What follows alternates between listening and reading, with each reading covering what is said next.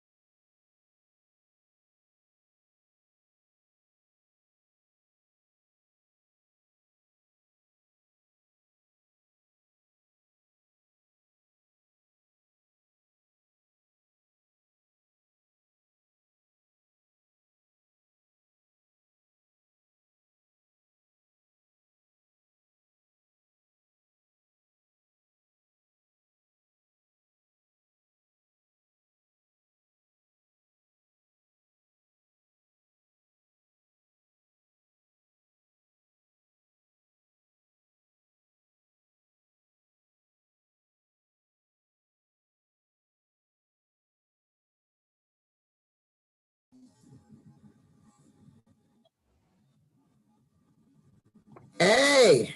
Hey, so sorry. Thank you for Oh, it's texting. okay. Huh? You were right to text. I unfortunately didn't see the time. I was kind Oh, of I was sick today from work. Uh, oh no. yeah, a little not nothing too bad, just a little cold. No symptoms of COVID. So Oh. Well, that's the vape though. you think we should reschedule? No, I'm good. No, I You're wanted to do good? that today.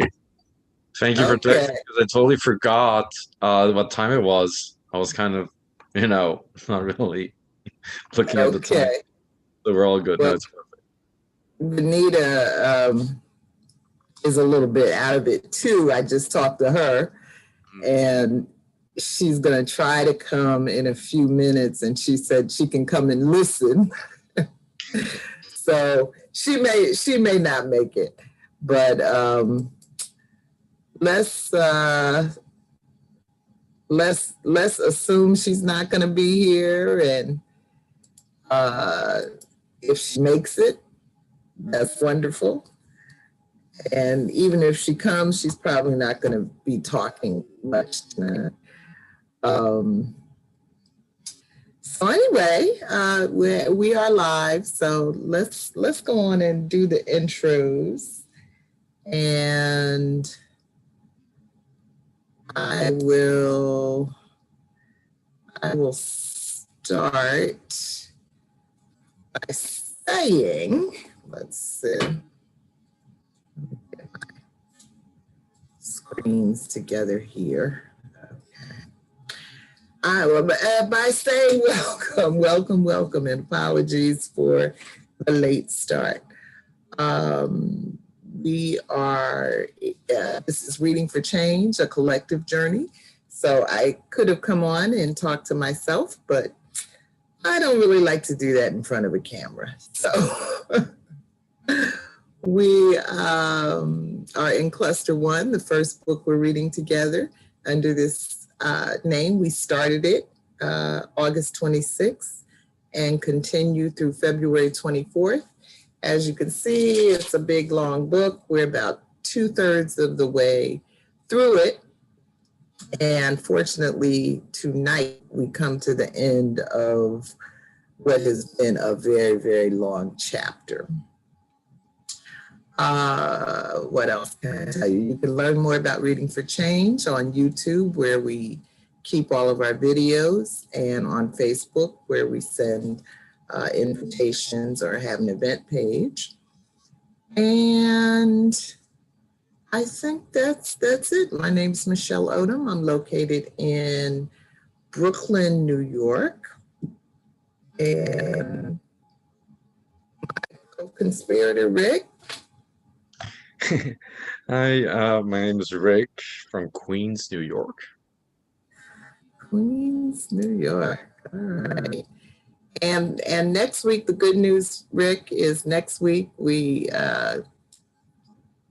turn the page, turn the chapter, and are moving into, actually, we're going to do the whole chapter because it's a short one, chapter 12. But tonight, we are on chapter 11. I'll go ahead and read the summary. The search for the origin of AIDS covers continents, animal species, and human factors. In fact, you know what? I wanted to play around with sharing my screen. Let me see if I can do that. Can you, what do you see, Rick? Rick? I saw a little monkey with a baby monkey. Oh, so Just so you know. I was like, okay, that's what I want you to see. All right, okay. I'm gonna put it back on. And where was I? Exactly. There it is. I was like, oh. I thought it was a test. Like you shoot images at me, and I try to retain what I saw in just a few. Like, and you're like, what did you see? It was a pineapple with a Christmas tree. Yes. Yes. The search for the origin of AIDS covers continents, animal species, a whole lot of monkey business going on in this chapter, and human factors that may have contributed to the virus's explosive emergence in the 1970s. In the final chapter, in the final quarter of chapter 11, Hatari, Veni Dogo Dogo, which I guess means danger, a very little thing, the origins of AIDS. Though at least one case of HIV/AIDS among humans dates back to 1959, the destruction of medical records to protect against lawsuits by hemophiliacs meant access to key US data was not available. Medical technology, however, offered new supercomputing means in detecting the spread of AIDS. Nevertheless, humans were not short on conspiracy theories and other speculations on where AIDS came from, as the virus marched from nation to nation into the 1990s. Okay, good. So now I can say that I have learned how to do screen share. So good, I'm learning Zoom day by day.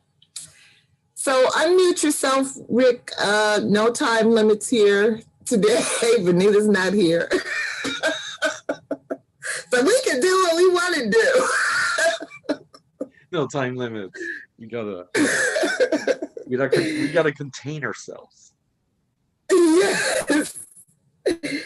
And also because I'm so tired of this chapter on AIDS, I don't know what to do. I'm so glad we're at the end of it. Because I just don't have the frame of mind to be a specialist because I get so bored. I like to know about a lot of different things, but I never want to know an excessive amount about any one thing. And this is excessive to me. This is more than I ever wanted to know about HIV/AIDS. And there's still, I mean, even after reading this chapter, I still can't tell you where it comes from. Yeah, you probably can. So unmute yourself and it came later. It came way later. Came later. 2010. Yeah. It's Belgian, if I remember, professor who wrote it. He just used genetics, and he understood that it started in the French colonies in the 1920s. And so what was happening is that they were going into the rainforest to get all the rubber trees, all that stuff for France.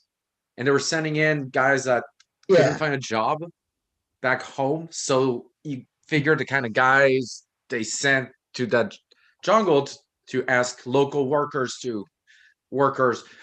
they were officially paid so, but so you imagine, and prostitution was rampant, of course, in those areas with alcohol, drugs, and surely they must have been not very hygienic, these guys, and they probably ate monkey or got caught, mixed blood, whatever. It's a dirty area.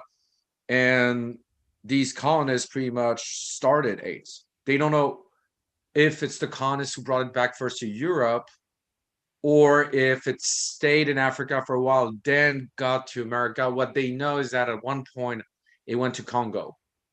From all the rivers, the French and the Belgians had built around the African coast a huge network of steamboats to go from one harbor to another, like the subway. So they know now it came from there. So from pretty much the area of Ivory Coast, Nigeria, all this sub-Saharan area to Congo. And that's why they thought it came from the Great Lakes, but actually it comes from a monkey that is in those rainforests that have most. So it's and there were several routes. So it is monkey business. It is monkey. Okay. They have the disease. That's why it used to be called for like since the 18th or 19th century, simian, the monkey would Yeah. just die. Uh-huh. So when that happened, Okay, and I think, good. yeah, and now the book is like what he said is about America. The first, it was a mix of things. It was so Haiti, when Mobutu got the independence of Congo, he called Haitians, so that's a Congolese connection, to come to Zaire at that time to build Zaire and help, maybe because one of the ideas of Mobutu was to bring back people who had been deported from Africa to America and give them a land, like Liberia, She does talk about that situation in this chapter. and they came And back really, then to Haiti with that shit. And it used to be yeah. called in Africa for decades Slim Jim disease, Slim Jim disease, or And Slim then Man you Jim had disease, the Slim Joe gay disease. American, Oh, you had the gay American men traveling to Haiti. and to Haiti and engaging in prostitution there. And so there you go. Yeah, she talks about that in this chapter. But at this point, this section 4 of the chapter, they don't know the final answer. And this is all of the various scientific and non-scientific speculation that's going on about it. And there was a lot. There was a lot. But since we're talking monkeys, why why don't you read question 8? Question 8. Yeah. So, question 8. And I'm gonna try to share my screen again just to practice. Oh, there it is. So, for millennia, the Pygmy people had lived in the dense rainforests of Cameroon, Congo, and the Central African Republic, surviving as the continent's most expert jungle hunters. Monkey meat had always been part of the Pygmy diet, and the people, particularly the male hunters, had frequent, often combative contact with simians. Help, I can't shake the image of dueling pygmies and monkeys, and imagining the taste of monkey meat. Is there something different about eating monkeys from eating chickens, cows, and pigs? Well, people don't realize one thing. A chimpanzee is so about what, 120 pounds of muscle mass, no fat.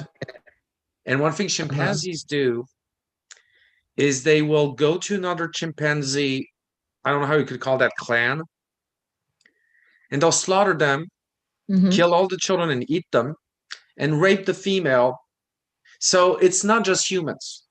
They are very close to us genetically on many levels. They're not the bonobo monkeys who instead have sex all the time to diffuse tension.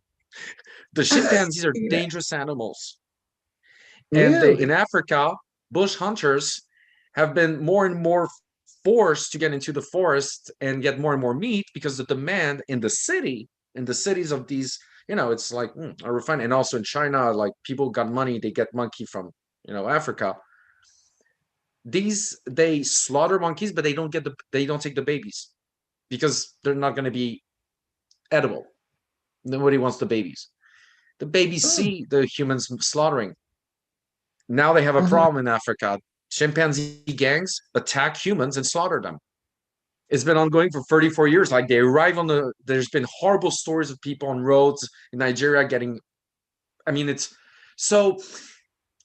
it's for pygmies, we make fun of them dueling. No, actually, they're incredible warriors if they could kill them because these monkeys are insanely strong, violent, and vicious. So I kind of respect them. Like it's like hunting jaguar for Mayans or hunting the buffalo for Native Americans of North America. It's like an honor. What? I gotta send you a documentary about chimpanzee slaughters and the problem it poses the authorities in Africa. Like they tell people, tourists and people of daily life, okay, never go this place. Be careful when you look at the trees. They could be in the trees waiting for you. What? Because they remember when humans slaughter them. Yeah. And so they literally ambush people. Like they have strategies. Like people tell stories about them running after them So they run away from But the I monkey, think and then they end up in a that's place where there's a ton of monkeys with rocks. that's why I think it feels different to me, the thought of eating monkey versus cow. Yeah, Because it's like the monkeys really are like our cousins. very Like, close. would you eat your cousin? Well, that's one strange thing about Africa is that in Europe for decades until like the 60s, 70s, even 80s, people said always had this idea of the African savage with a bone in his nose, and being a cannibal and cooking people in pots. Africa doesn't have recorded history of cannibalism or widespread. Indonesia has, the Pacific Islands have, but not Africa. And also Europe has. I told the story about the Middle Age. We have the story of cannibalism in some places. But Africa, we don't have records. That doesn't mean it didn't happen, but it wasn't like institutionalized like in other areas in the world. So Mhm. I think it's because they ate monkey that maybe some colonists thought it was humans, when they Okay. cooked them. Oh my Yeah. God, we're going to be eaten. Yeah. This monkey I, dishes.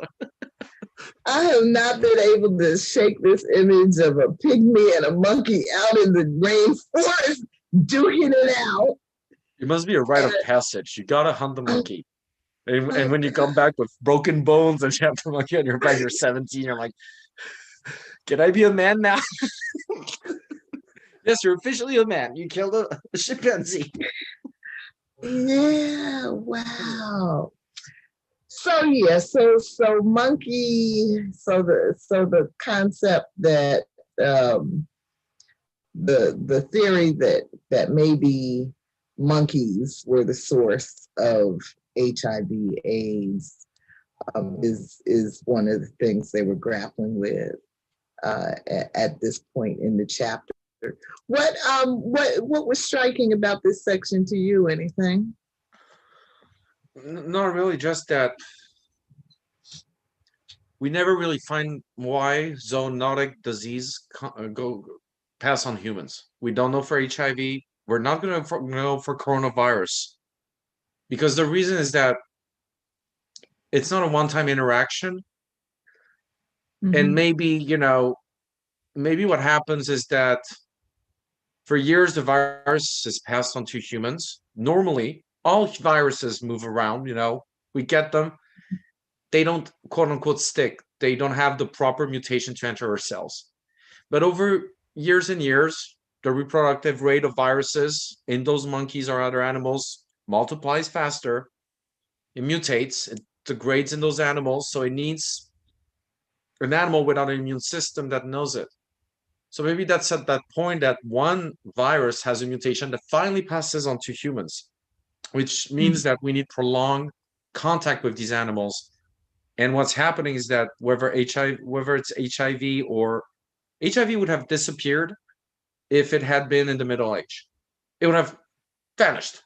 A village would have been wiped out, or Mm-hmm. two or Mm-hmm. three max. Nobody was Mm-hmm. traveling that far.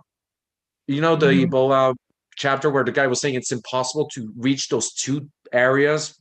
I mean, it's Mm-hmm. not probable that most people wouldn't do the travel even between those two places. They have no connection. So Right. I think a lot of That was like scary maybe only diseases. like 400 miles or something. Exactly, but I think a lot of scary diseases are out there right now, worse than the Mm-hmm. plague. Worse, they're just ice. They don't move onto humans yet because most humans who get it just die off. And um, the reason why we're seeing those coming back despite our technology is because we are insisting on going there, on impede, Right. on setting foot in those areas. Um, there are many stories of colonists. The chronicles of colonists are interesting because they're very. The strange thing is that I don't know, a lot of Americans should read the books of the settlers because the actual Mm-hmm. books they're very Mm-hmm. blunt and honest. We slaughtered 20 Indians. they're not hiding what they're doing. So it's kind of Mhm. interesting as a document. But they always talk about places like in Africa or South America where they get in.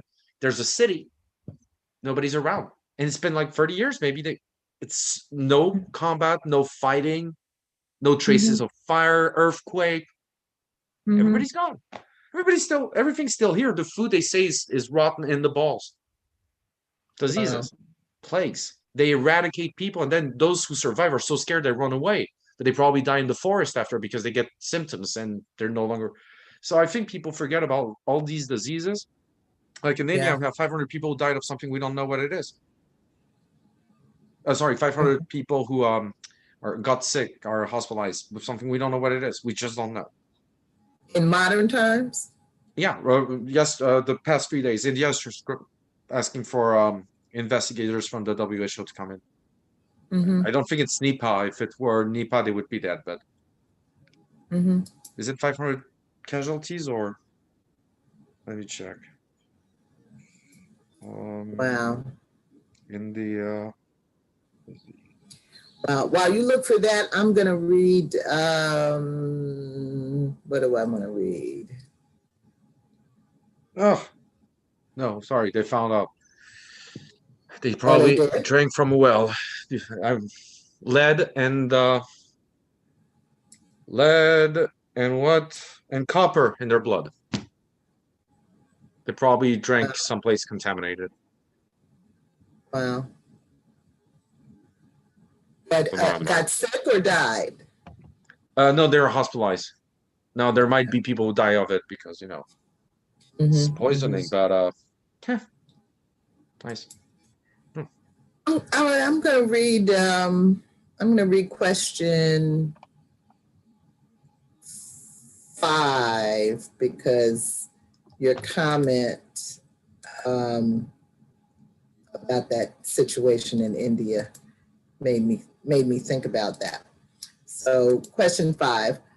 Unfortunately, to protect themselves from potential lawsuits brought by people who acquired HIV as a result of transfusions or use of plasma products, many European and American hospitals deliberately destroyed old records and blood samples. The US government condoned elimination of a crucial set of clues in the AIDS mystery. Did you know hospitals could be so ruthless as to intentionally destroy crucial data on their activities? What do you think about this? Given such practices, how can anyone hope to find evidence of wrongdoing in any context where professionals are serving the public? Why would the US government support the practice of destroying medical evidence when it holds such profound implications for public health? So yeah, that was a small sentence in a sea of words. But I found it pretty shocking. Because it's not their data. Yeah, but It's the patients. it's the patients, but in terms of the capacity, the implications for public health, the capacity to actually trace the origins of a disease, or all of those records. So I thought about that question when you were talking about um, the Indians. What is it they had? They were from Oh no, drinking the it's lead. lead and copper and probably a well they must have drunk. It's more like it's public health again. It's But it factories. seems like that. But it seems like that is always the question. Hmm, You know, transparency. where did this come from? Why is this happening?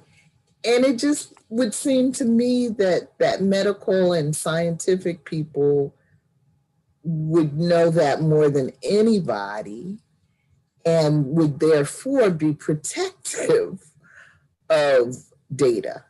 But I think Go there's ahead. something that bothered me in that passage. Nobody noticed. They didn't destroy that because they were scared of lawsuits for HIV. They could have pleaded the fact that they didn't know it existed, or that they knew but they didn't know it would be in the blood that would be transfused. Oh, Right, it's been right, right, safe for decades. right. No, they did it because they were scared that people would look into other stuff and wonder how many people got sick from bad transfusions, from blood that was not cleared enough, that was not just from HIV. There are other complications from bad blood transfusions, other agents that and so that's why the transplant, how do you call it in America? There's a name in America for the transplant agency, which is independent in America. Um, Agency. Looking it up. It's the United Network for Organ Sharing, UNOS. So the UNOS is independent from the government, federal, and they're in charge of that. They have an algorithm. They're transparent and public. They make sure that the right organs go to the right people, especially kidneys, but they make sure of one other thing, that, for example, African American males are known over 50 years old to reject kidneys or other organs more often than other populations in America. And the reason, it's only African American male, not African male. There must have been, again, genetics, a branch from slavery so that in the past was a reason to deny transplantation to an African American man before desegregation. That agency was created for AIDS, for transplants, and to control also plasma products, but it was also created to make sure that African American males get the right organ, not denied any organ, and be not put. So it's not just African; it's also there are Jewish people who have certain sensitivities. So again, they make sure that everybody has equal access and that race does not play a role. That's why they were created, because of these scandals about blood transfusion. And the other thing that was created because of that scandal is the HIPAA bill, Bill Clinton's 1993 landmark bill that protects your personal health information. It cannot, and for example, if you look, any HIPAA bill has specifically a passage just for AIDS, where they tell you, okay, we will release your medical records to that third party. You give it to another doctor or to a medical a clinical trial, or your employer. Whatever the reason, you decide what you do with your data. But they tell you we can also block release of any HIV-related diagnosis, drugs that you may have had in the past, or testing, if you want to. Just tell us. Because it was created, because that's a quagmire, what they did. The destruction of medical records, independently from the fact that there was an HIV pandemic that should have been addressed, and it's also destroying this is not their property. Not just the data, but the plasma is not their property. Right. You know what I mean? I found it shocking. Yeah. Wow. Interesting. Well, I'm glad the law tried to keep up, though. You know what, though? In our other book, Cast, there was a story we were talking about. There's a section of the book that talks about the health consequences of racism, discrimination, on blacks and whites, the excess stress and whatnot. And there was a story about a Nigerian man who, I don't know, his father lived to be 100 years old or something. None of his people had high blood pressure or diabetes or any of that stuff. He comes to America, and within a few years, he's got all that stuff. And and now they're calculating his age, his projected death, 30 years below his father. But yeah, there's a lot about the differences in African American health um, from other Black people because of particular conditions that we deal with here, social conditions.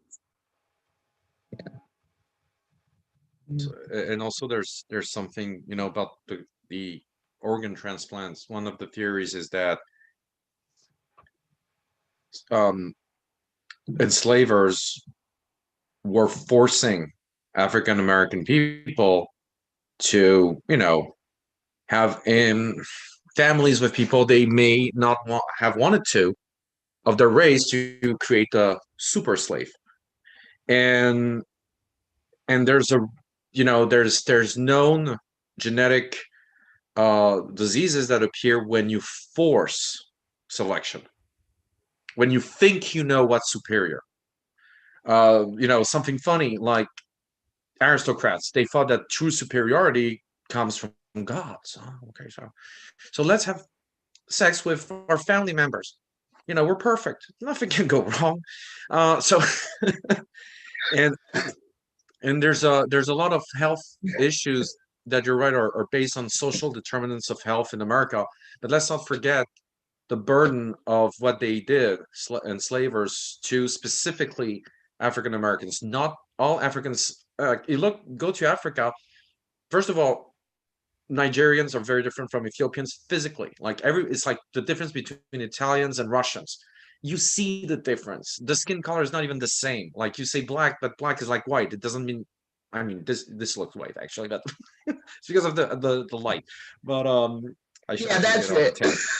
But but you know what I mean? It's not even, and the problem is that we have categories that are. It's not that they are not talking about something that's real, but they're so narrow, so broad that they don't help science. So if you want to talk about race, you better find a race. And this is where it's funny, is that you never find one. Because the more you're like, okay, so this is their definition, but Germans have that too. Okay, this is their definition. Yeah, but Norwegians have that. That's enough. So the funnier story is that Hitler couldn't know that, but they did genetic testing on his family's DNA. Believe it or not, he has 28 relatives that are very, geez, their names are very anonymous. Nobody knows who they come from. Trust me, but they're around. So and he's got North African blood. Really? Like his family is, I probably have North African blood myself. In Europe, people with dark hair like that, we're not considered the top of the white race. The top being blonde, blue eyes, perfect. Uh-huh. Uh-huh. So, but just to come back to the fact that race doesn't exist, but the will to create races or to force so-called races to stay together has consequences genetically.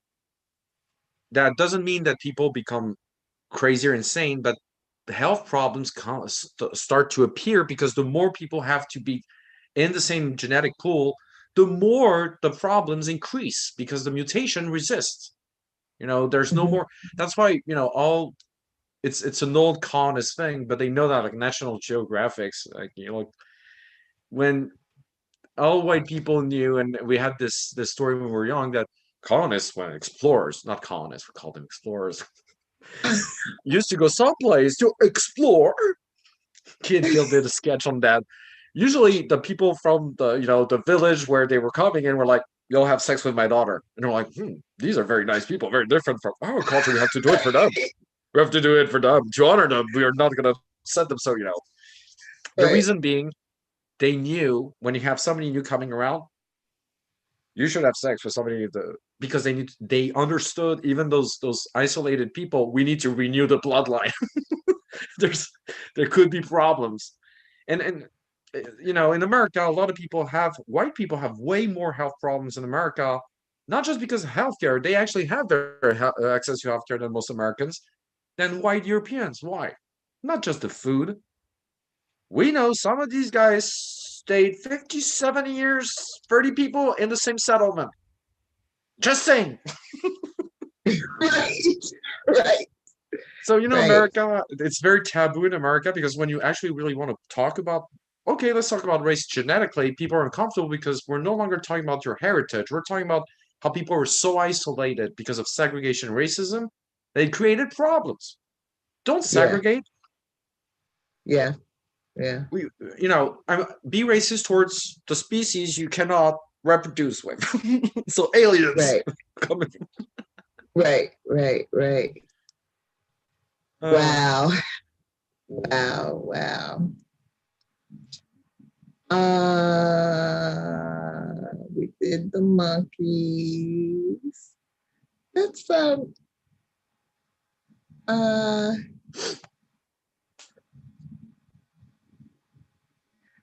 let's look at question 10.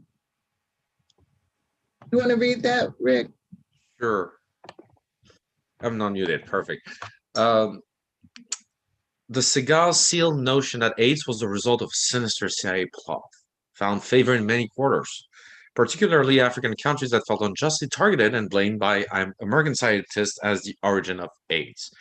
Black Panther star Leticia Wright was pressured into deleting an anti-coronavirus vaccine video on December 4th, 2020. Any thoughts on this controversy? Michelle? Uh well, I think between that and there's another question on here.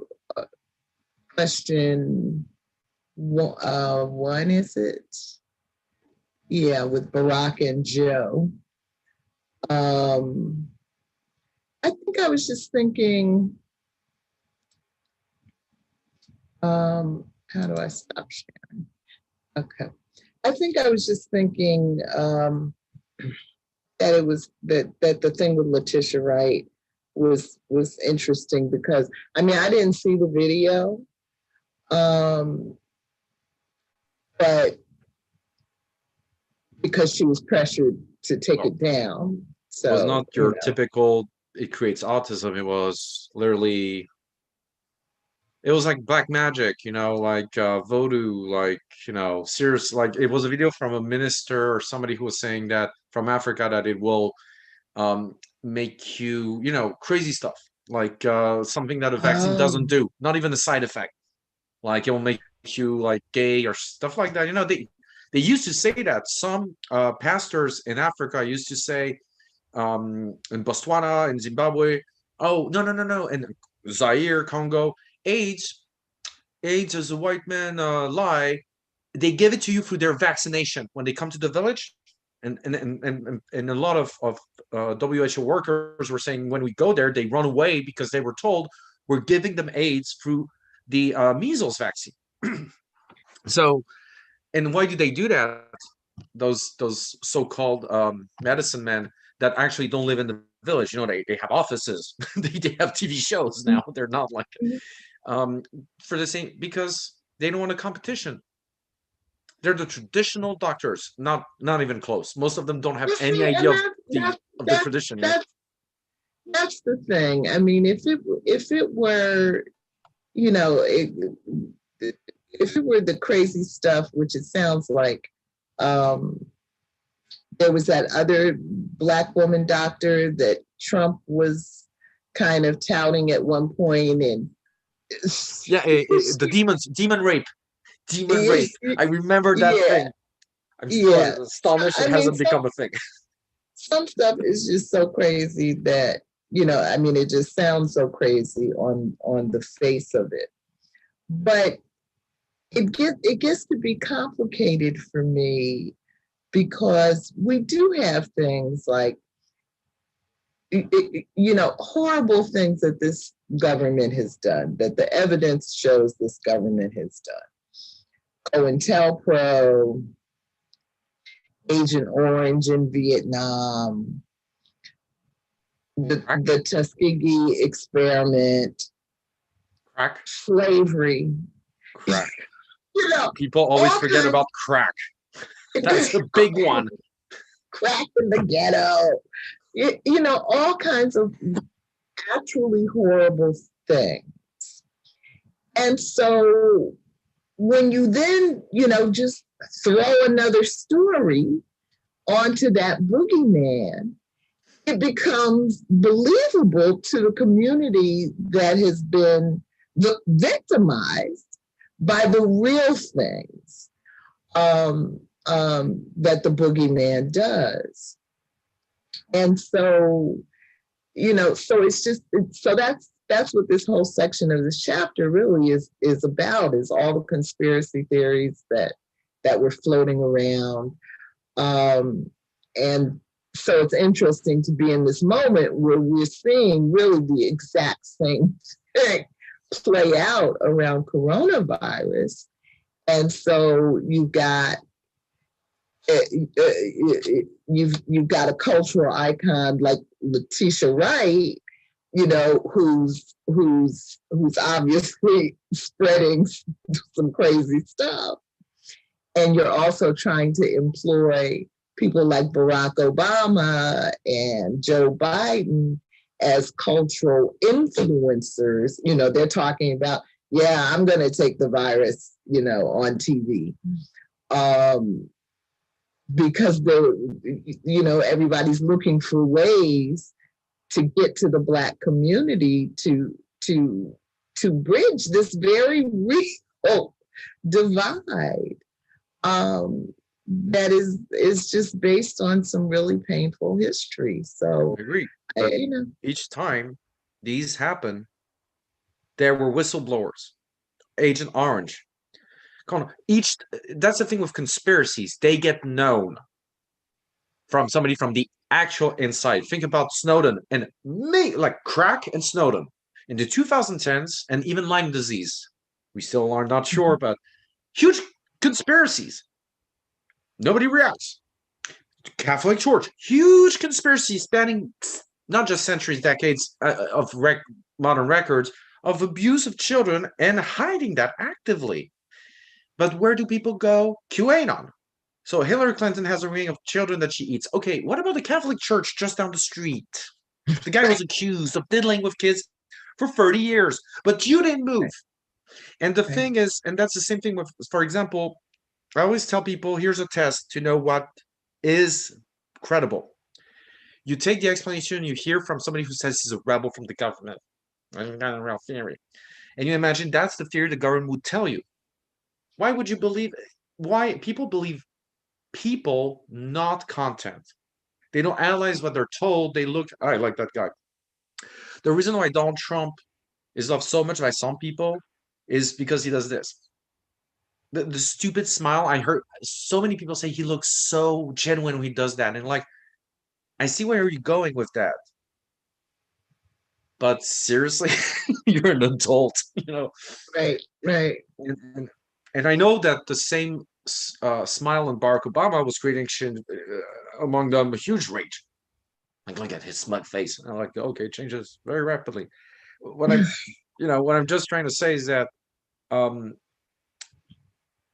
when you want, here's the thing. Before there's an old, I was younger in France, everybody wanted to be, when we're teenagers, we want to be poets and writers in France because it's a French thing. Then we discover we can't write and our language is too complicated and there's way better than us, whatever. But I remember there were, a lot of us was like, I don't listen to school because I want to be influenced. And we had teachers telling us, yeah, well, Rambo, a 14-year-old, could write in ancient Greek, Latin, full essays about contemporary stuff, and knew all the French language by heart. And that's why he was able to destroy its rules, and revolutionize the whole language. Celine did the same thing in 1936, 1932, or Proust.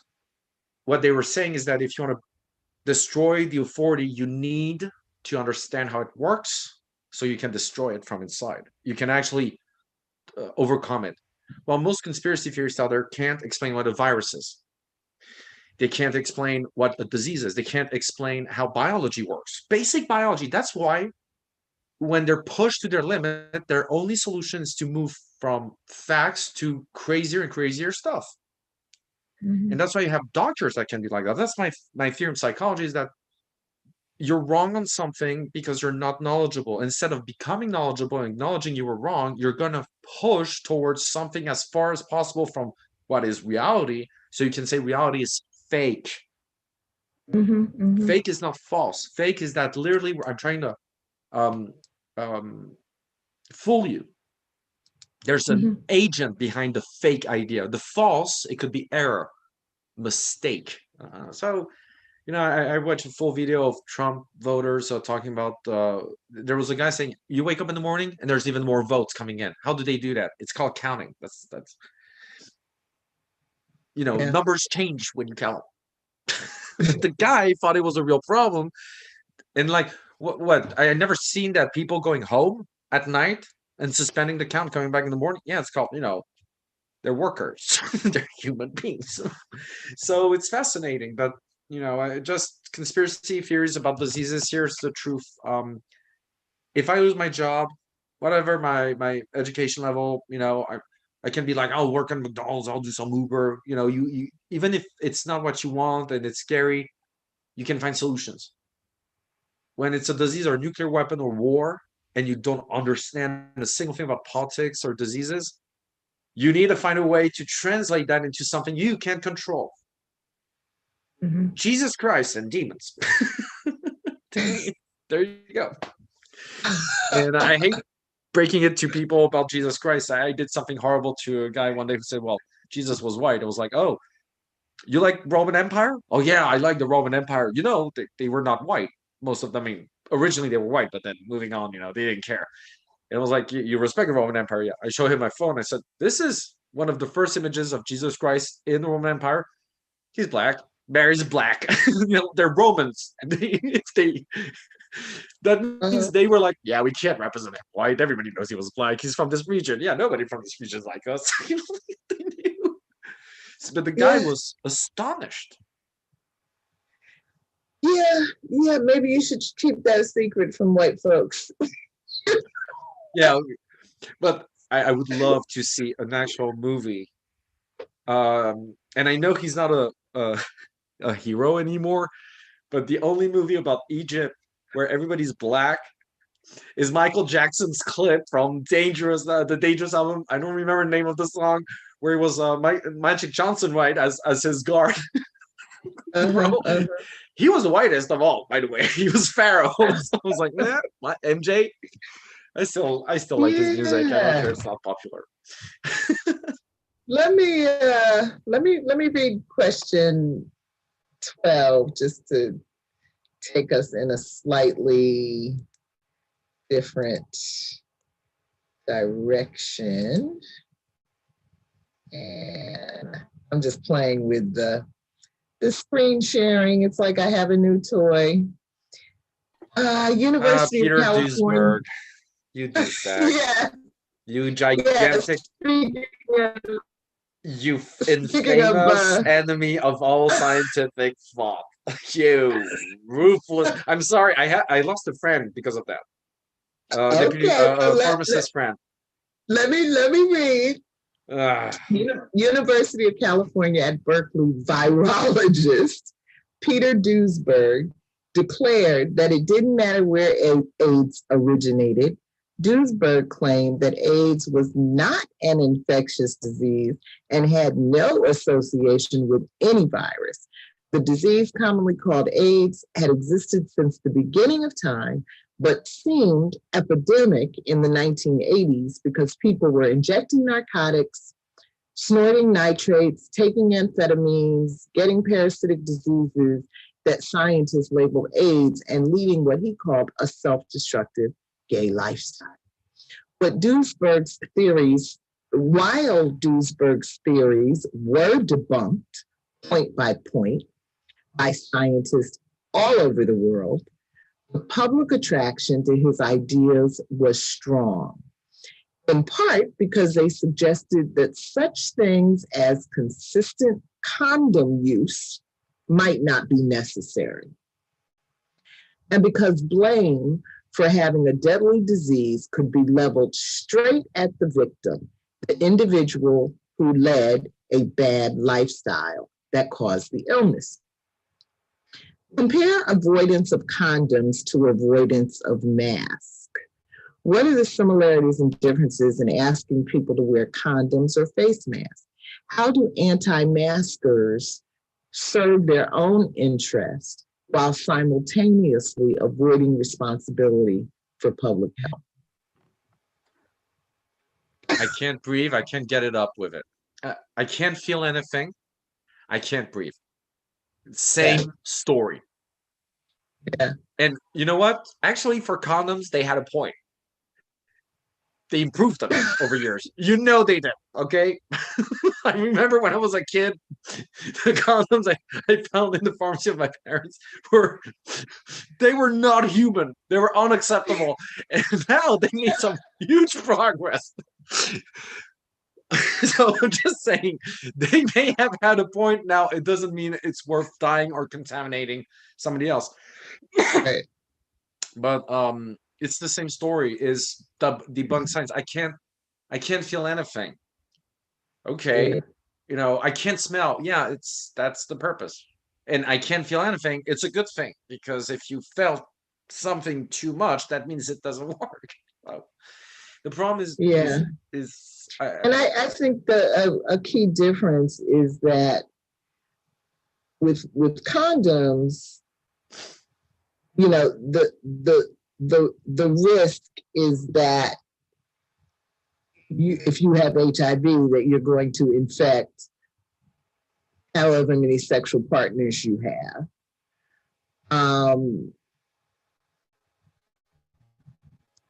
It's a much bigger potential audience of victims who you can infect with coronavirus.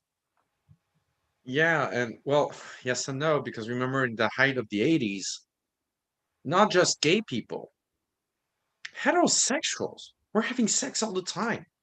The sexual revolution, yeah. And in the 80s, it was about, cocaine in New York City mixed with partying all night. How many porn stars, heterosexual porn stars, died of AIDS or had AIDS? And this is what always bothered me with the AIDS question, is that like I said it, the reason why it was more apparent in gay men was because they were not supposed to be sick. They were healthy. They hadn't traveled except within the country, some of them. And they were having a disease that you see in elderly people who their immune system just says, hey, I'm going to leave first. You come after me.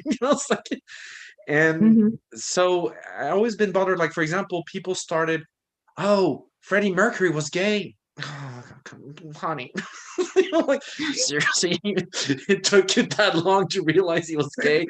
You needed AIDS to see he was gay? Watch his shows. I mean, I love the guy, but come on, it's like Elton John. I remember when I was a kid, Elton John, he's gay. I was like, so you didn't notice? No, I didn't know. I'm like,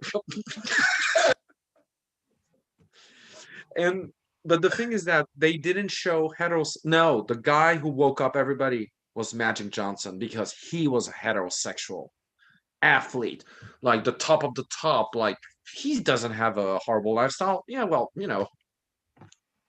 he had the lifestyle of rock stars, of athletes, having sex all the time with all the people around.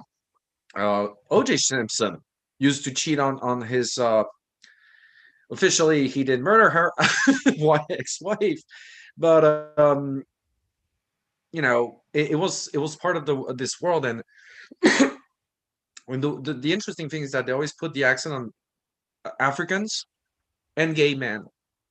They forgot that heroin, cocaine, drugs, injectables, nitrite, that's Wall Street and Hollywood. A lot of high-end people.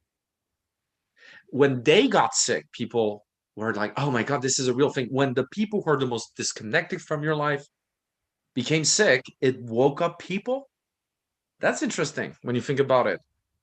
When Trump got COVID, I don't know if you noticed, that's when they reduce the number of mass freakouts reduced.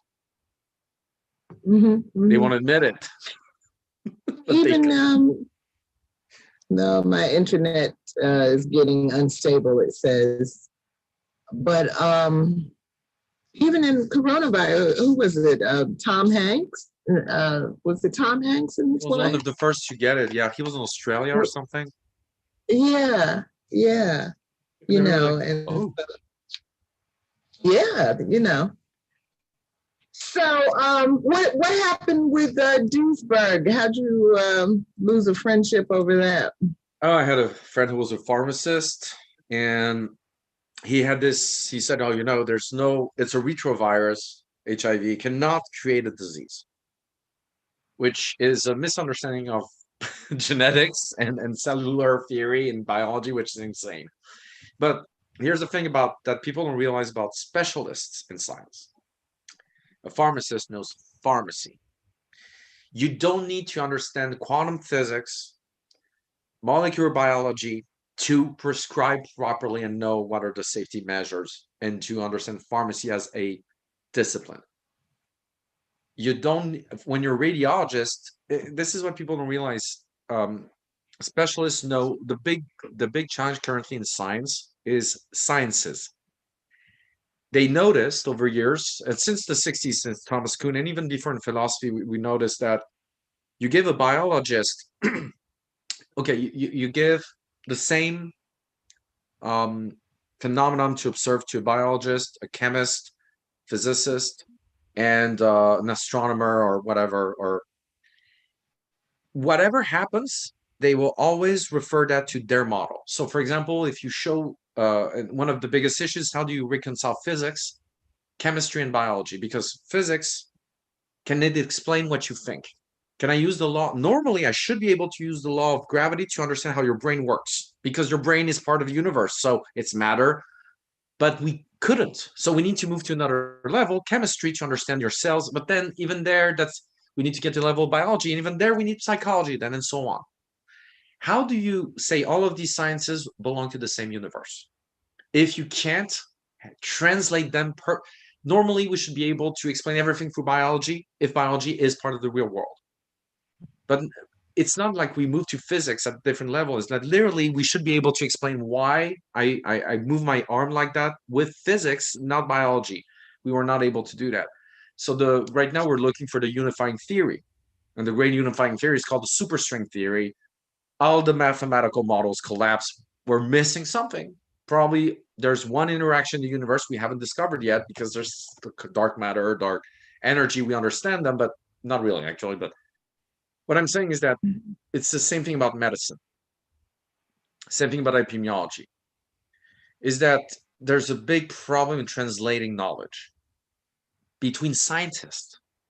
A radiologist can think that infectious disease experts are idiots about COVID, like Dr. Atlas, but and it's terrible because what really is the only way for science to not become this insane experiment that uses people is to have an open, transparent,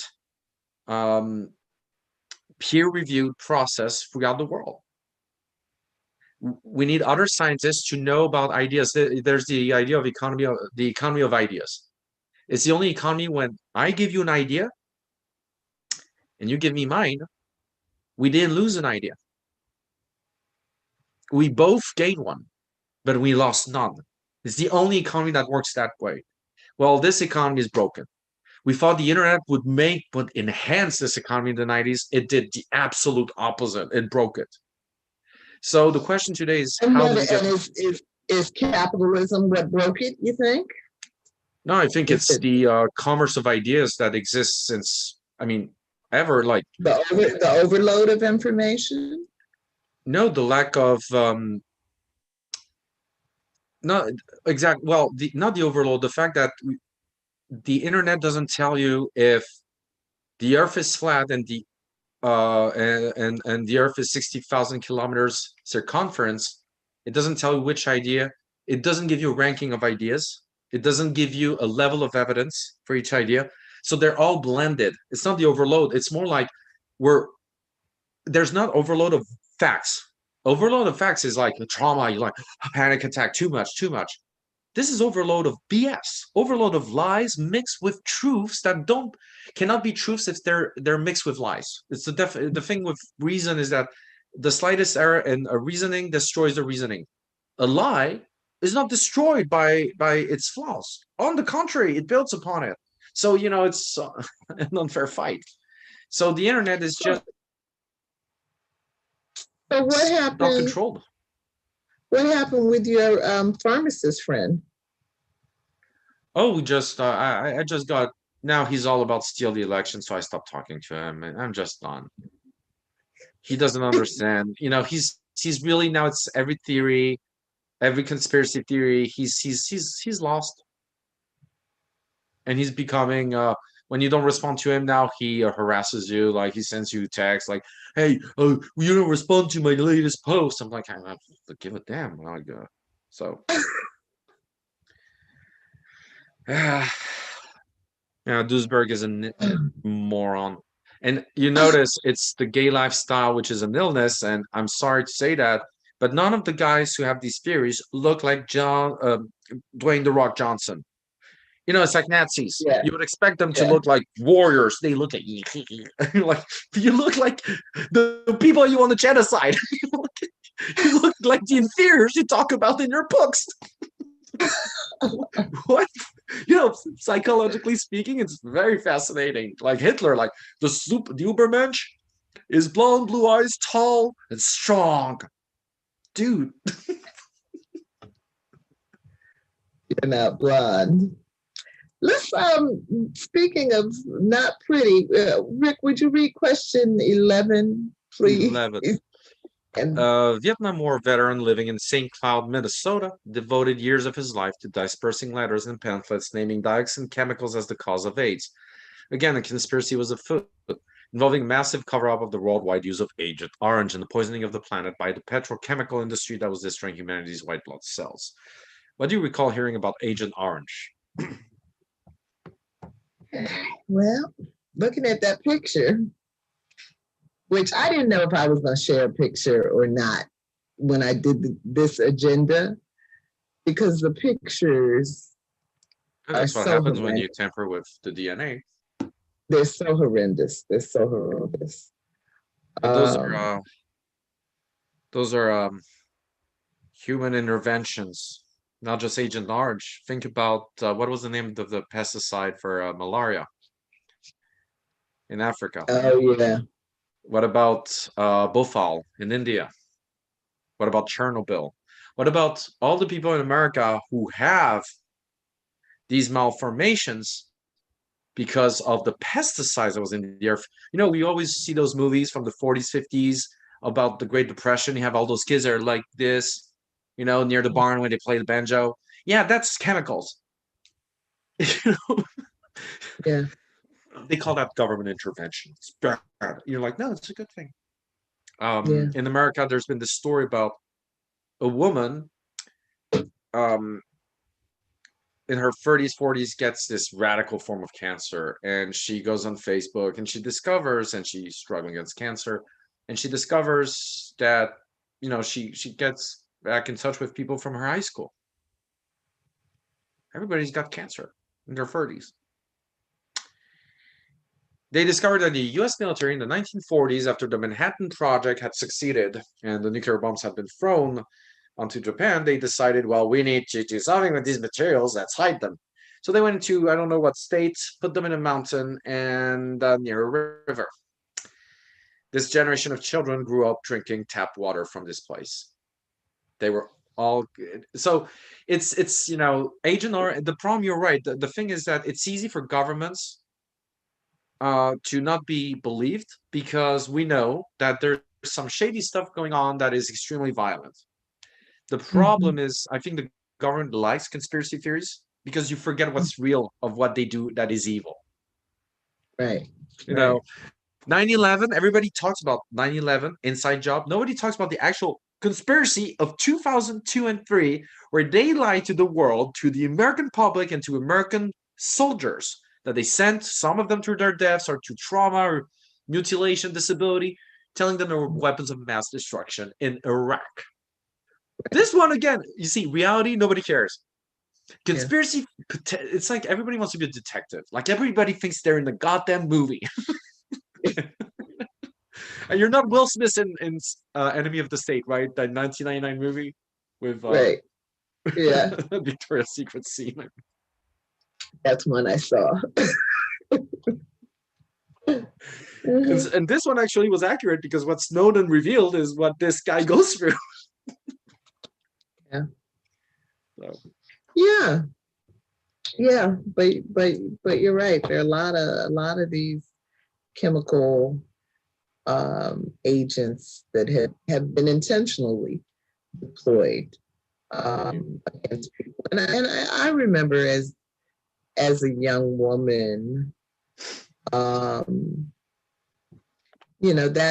the era when there were a lot of men around who had been to Vietnam and had come back, and we're really messed up, and a lot of it seemed to be the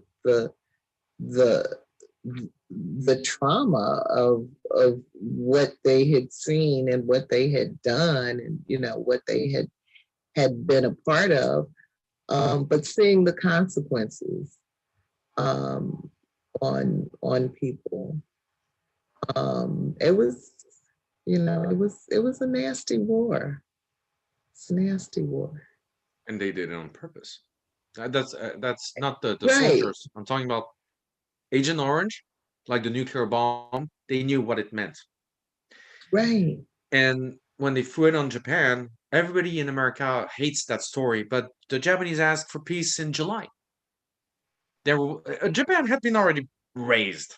90% of cities were gone. They were burned down. The Americans were like, let's send a signal to the Russians about who we are, what we have.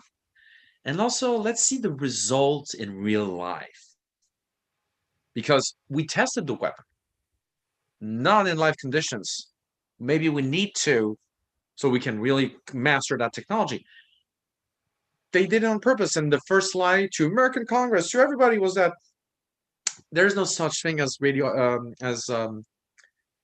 how you call that disease, radioactive disease. I mean, there's no such thing. And the general who threw LeMay, who was also said that dying under radiation was actually dying from the nuclear weapon. The aftermath is actually pretty kind death because you just sleep away. It's not true. They were hiding to the people the truth. Our physics teacher in France told us while he was explaining how to create a nuclear bomb. He was explaining, so you have to put the uranium here, you need 1 kilogram. He literally told us, like, but that's knowledge. It's just, can you get 1 kilogram of uranium? And we had a friend who was like, yeah, sure. It's like, okay. Congo has 4 kilograms in its mines. People don't realize uranium is very rare. And 4 kilograms is enough to finance an entire country for years. Because they're like, that's for your nuclear plant. Okay, so people don't realize how easy it is actually to make. But what I'm saying is that he told us the first thing you die off is your genitals fall. Uterus, and because those are the most they're mucus, so all inside your gums, everything falls. Everything that is not skin falls. Then it's your stomach, then your skin that burns. Then you have, I mean, it's insane. He told us it's one of the worst deaths possible. It's 30 hours of that. You melt. Your body literally, you see your body going to pieces. So the thing that I find horrible, Michelle, is that there were journalists there from Europe, from all over the world, that saw that reported that. The journals published the stories. They believe the people in Congress. And that's the thing about the people saying we don't believe the government, but they believe the government when they like the government. If Obama had released the vaccine, African-American men would say, yeah, we'll take it. But because it's Trump, the other way around is true as well. Because Trump releases the vaccine, we have doubts. So just read the studies. They're out there. They're published. Read them, make your mind. You don't understand? Stop complaining. Go to your dictionary, read what's the definition of that word. If you still don't understand, take a manual in medicine. It takes time. Well, it takes time to be informed. I have a friend who's really honest, like, I don't care about this stuff. I don't care. I don't have any opinion. I'm not educated. I don't care. It's not my problem. It seems selfish, but at least he's not saying anything wrong. Just saying. Right. Right. All right. But they're true. The thing is, that's the problem, is that nobody's fighting the government. Yeah. Everybody's criticizing it. Trump, his whole thing was the deep state and drain the swamp. And for 4 years, he was unable to do it. So you're not, I mean, that proves at one point you're like, why are people upset if they think Biden stole the election? Because the election doesn't matter, because the president has no power. Nobody, thinks. Yeah. Even Democrats are like, oh, it's outrageous what you're saying. No, ask them questions. Like, I know Trump voters go crazy when you're like, explain to me what it means. And they're like, well, they went to Hugo Chavez 2 years ago. No, I make them talk. You're right. Hugo Chavez, and I play like I'm an idiot. The Colombian guy, no, Venezuelan. Oh, Venezuelan. No, it's not the same thing, man. Oh, I didn't know it's not the same thing. So, you move on. And then they start saying, Chavez, they had a meeting with the Minion voting machines. And I'm like, okay. And like, you mean Roberto Chavez? And I invent the guy. He doesn't exist. The cousin of late dictator Hugo Chavez. And they're like, no, Hugo Chavez. Oh, but so you mean Hugo Chavez faked his death in 2014? Like Tupac. Faked his death. They're on the same island. Is that right? They're on the same island with Elvis and Hitler. And they're like, and then they realize that there's no meaning to their conversation, and they just leave. I love talking to MAGA people. You have way more patience than I do, Rick. I'll tell you that. No, I think I'm not going to convince them they're wrong, so let's have fun. At least let's make it fun for me, Like, yeah. My family comes from Ireland. I'm a real European. I'm always like, oh, in Europe, we call you Islanders. You're not really European. You're like the Islanders of Europe. What? Yeah. I mean, Irish. In Europe, we don't have people like you. You're too white. Like Italians are like, nah, that's too white. You must drive them insane, because I know you walk around with so many facts in your head. No, but I can also play. I mean, I grew up with people who. Here's the thing. Bill Burr once said he had a sketch where his girlfriend, now wife, who's black, told him, "You don't know racism." And the sketch is that I don't know racism. I know racism because I know what they say when you're gone. And I kind of know the crazy, like the theories about AIDS. When I was a kid, I had people from my family, from friends, people who were educated saying, Africans, how they are, they have sex with goats. So why not with monkeys? People who so-called were leftists, progressives. But what in front of black people, it was like, oh, and okay, here's how how you can identify these people. This is a white tip. When they meet black people, the first thing they say is that, I'm against slavery. I hate slavery. Or these white people are racist because definitely, Well, it used to be, my best friend is black. I have a black friend. It's like, yeah, I know. It's like, I have an image that's horrible, but I put it out, and I know most racist people realized what I'm doing. It's like, yeah, I mean, I love my dog. I'm not going to eat it, except if it's war and I have nothing else to eat. That's the meaning of that sentence. It's my pet. I got a black pet. Why? I cannot be racist. And here's the thing. I always try to remind people about that, is that your friends are not here to approve what you're saying. So first of all, you're making them support something they can't vet. Number one. So you're using them. You're objectifying them already. And you're pushing them under the bus. Like, maybe people are like, One person is friends with this racist, fascist. Yeah, but I tell you, I'll take one of those hypocritic, progressive, leftist white folks over a MAGA Yeah, but they're the MAGA guys. Trumper Remember, they're the ones who any voted day Obama of in the week. 2008. Huh? Same. They The what?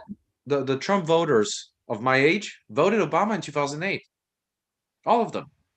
That's the taboo of the Democrats, is that they lost white heterosexual males. That's the demographic they lost. And that demographic went from being anti-racist, progressive, to being extremely hateful. And the reason is being, instead, I blame that on the fact that we praised um, and glamorized caricatures of other nations. So, for example, all during the 80s and 90s, rap artists, Public Enemy disappeared almost immediately in the 90s and was replaced by NWA, that disappeared really fast. But when you think about it, NWA and Public Enemy had a message. Then it devolved into, I got bitches around me, look at them in the club. It's just stupid music. And that was the model for like 20 years, that cool black people were sexist, homophobic, thugs, own weapons, knock their bitches out. Cool. Well, guess what? The white kids were like, I want to be cool like them. But they're going to tell me you ain't black. So I'm going to use my race. It started like that. Well, guess what? Now they're Nazis, full on Nazis, and they're a gang. That's the thing, is that it's white people's jealousy towards the image that black people were cool. And, Denzel Washington in Training Day. And when you look really closely to MAGA, they actually like some black stuff, if it's coming from images like Denzel Washington's Equalizer or stuff like that, violence. But so I'm always saying this is just pure gangs, like white kids trying to be tough because they feel incapable in life. They were told they were ruling the world. We grew up, my parents were traveling all over the world with money beyond, it was easy. Money, hey, let's buy new TV, we were the kings. And then all of a sudden, we're no longer the coolest. We grow up and we're still in minimum wage jobs, or finally we get a good job and there's a new crisis. I'm one of the lucky ones. I work in an industry that this crisis is not destroying it. But how many people of my age? So the hatred is there. You know what I mean? And they voted Obama thinking Obama was going to fix everything. Right, which was never realistic from the beginning. Which was and I remember getting angry in France, for example. People were happy, but they didn't read his program or listen to his speeches. It was just cool that America had a black president, like in movies. Really, I mean, it was dumb. It was like, oh, it's like the guy in 24 now. Like, stop. Hey, it's like Morgan Freeman in Deep Impact. I was like trying to forget that stupid movie. It was really bad movie. But no, I think white kids are totally lost. Yeah. And I'm not saying that, the whole thing about privilege is that they can't understand that word. And it's like defund the police. I agree with, many, like Obama said it himself. Reform the police. What's wrong with the word reform the city and the police? Now we go towards, we don't have strategies anymore to make something work. I care more about the actual reform than the word we use, Yeah, I mean, I guess my feeling on that is, as I heard some scholar say recently, it doesn't really matter. Whatever the word is, exactly. There's gonna be a problem, because if you're talking about reform, or if you're talking about moving money around, there's gonna be a problem. But it's also the way I feel about the word feminism. It means so many different things to so many different people. So when people have a negative reaction to it, my first thought is, what does it mean to you? What does it mean to you? But you have to go through that effort of having the dialogue to get on a page with people, no matter what words you're using, but defund the police. I think part of the reason that they have wanted to stick with that phrase is to really kind of push the conversation about, this is about the money. Yes, it is about the money. Yeah, but yes, all of these other social service programs, education, healthcare, everything is suffering because they don't have the money. Oh, no. But all of this money is over here, and you guys are not even capable of doing all of these other jobs that all of these other So we literally need to have a conversation about the money. But you know who they are. And that's why defund, they made it synonymous with abolishing the police. And this is where the Republicans are better than anybody else in communication. I mean, now, when you can lie, it's easy to win. Okay? But Democrats need to become creative. Not just Democrats, everybody out there who opposes them. You don't have to be a Democrat to oppose that. But that's why it's not reform the police. You can actually say something that would be popular and would stick it up the ass of the unions, by the way, which is, hey, police officers, we're going to indeed defund the police, but we're going to give it back. So we're going to take the $4 billion that is in stupid material you won't need. We're taking $1.5 billion for your salaries alone. We raise all of you right here, right now. Oh, and so it gets you where the overtime used to get you, so you don't lose money. And all the rest, we put in people who are going to deal with the crazies, the hobos, you don't deal with them anymore. You deal with actual criminals where you'll be allowed to use your weapons. Right. And the idea would be to, instead of, it's not about defunding the police, it's about using the money for the police for something else than military warfare. It's guerrilla warfare. On civilians, on unarmed civilians. Yes. And that's and you remember when Eric Garner, they prosecuted those cops. The union said, you know what, maybe we're not going to go as often as before. And they did not go out as often. We saw the drop in number of, guess what? Crime didn't rise. People don't wait on the police to not be around to go out and if you're going to do that, you're going to do it regardless of the police being around. Crazies are crazies. And also, there's this horrible idea, their flag, with the bar that divides the low and that horrible blue American flag, the blue line, which is a racist flag.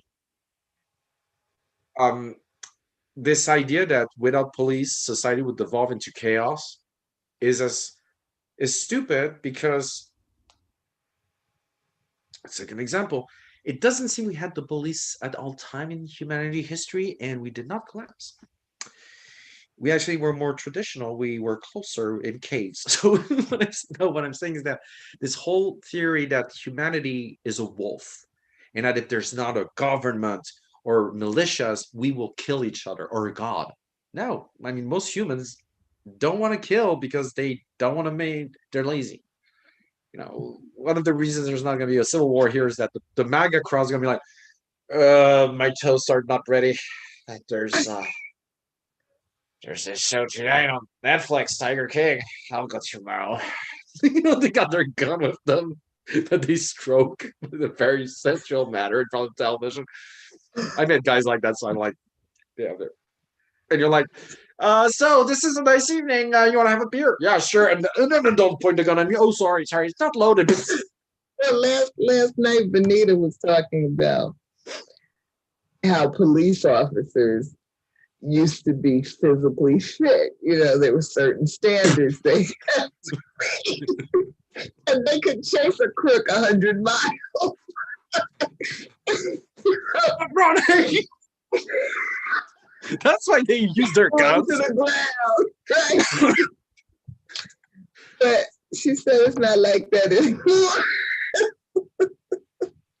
That's why I'm sure a lot of I want to do I want to look at all the shootings where the police shot somebody in the back. I want the weight of the police officers and their height because I'm sure there's a correlation.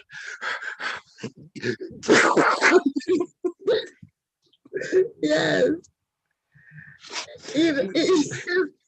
It's so outrageous. It's so outrageous. It is, and you know this. Here's the thing that I think white people don't realize one thing. The expectation is different. The what was his name? There's so many Rayshard Brooks, right? That's The guy who one. got shot in the back while he was running away with the taser. White man does that. Cops are like, come back here. I got your taser. I'm not getting shot. Maybe, you know, and also they'll be like, let him run. Look at his car. We know where he lives. He's got his license. We'll get him. Send a car there. What a fucking retard. You know? No, it's an act of authority. You dare to run from me? That's literally that. Yeah, there's something very intentional going on. One of the I was telling you this chapter that we were talking about last night in CAST, which was looking at health consequences of racism, etc.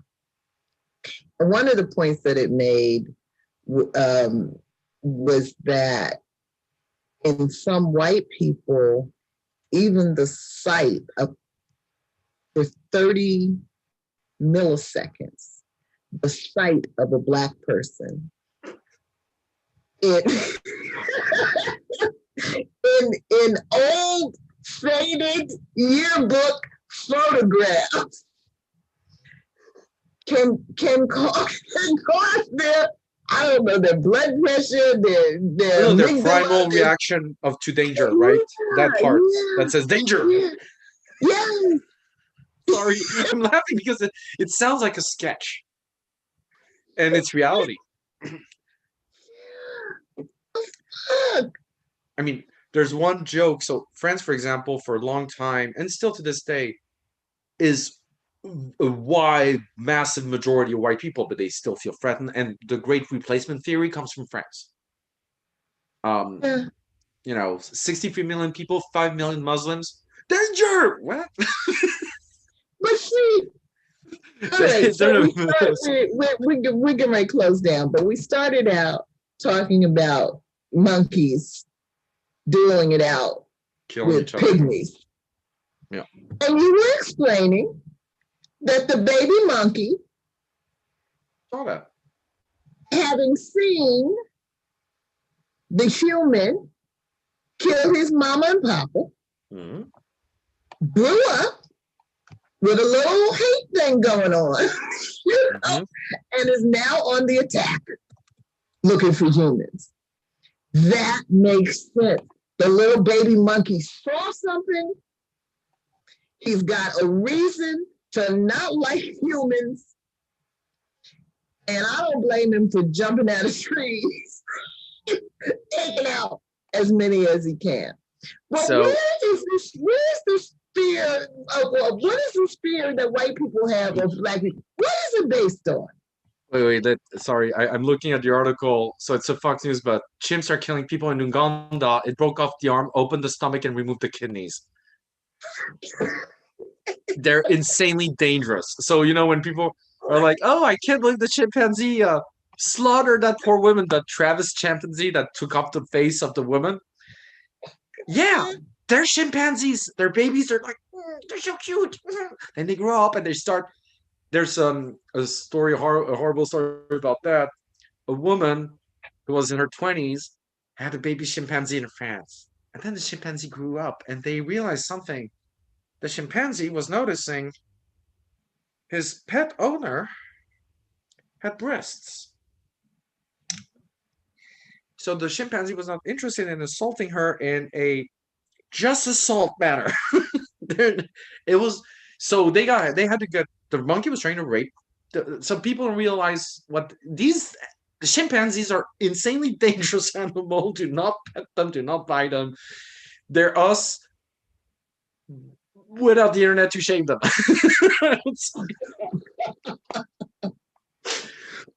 But no, but no, it's what is it is I think there's one thing that people need to realize about what is the first question that white kids ask their parents when they see black kids. And I know black kids also in France had this traumatic experience. I didn't do it, but I remember asking the question, why is the guy black? You grew up only with white kids. So then you see a black, why is he black? You're 4 years old. It's in the so your parents are like, no. Why did you have to point your fingers like, why is he black? And your parents are like, we were having a good day. Little shit smoke. And also I had other kids going, to black kids in class and doing this, thinking it was paint. That is, I know people say that's racism. Not actually pretty innocent. They grow up only with white people.